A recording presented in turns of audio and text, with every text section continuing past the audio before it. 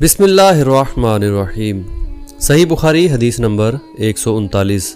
رسول اللہ صلی اللہ تعالیٰ علیہ وآلہ وسلم میدان عرفات سے واپس ہوئے۔ جب گھاٹی میں پہنچے تو آپ صلی اللہ تعالیٰ علیہ وآلہ وسلم اتر گئے۔ آپ صلی اللہ تعالیٰ علیہ وآلہ وسلم نے پہلے پیشاب کیا، پھر وضو کیا اور خوب اچھی طرح سے نہیں کیا۔ تب میں نے کہا یا رسول اللہ، نماز کا وقت آ گیا ہے۔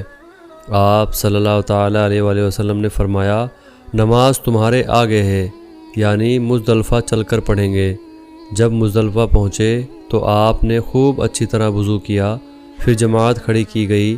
آپ صلی اللہ تعالیٰ علیہ وآلہ وسلم نے مغرب کی نماز پڑھی، پھر ہر شخص نے اپنے اونٹ کو اپنی جگہ بٹھلایا، پھر عشاء کی جماعت کھڑی کی گئی اور آپ صلی اللہ تعالیٰ علیہ وآلہ وسلم نے نماز پڑھی، اور ان دونوں نمازوں کے بیچ کوئی نماز نہیں پڑھی۔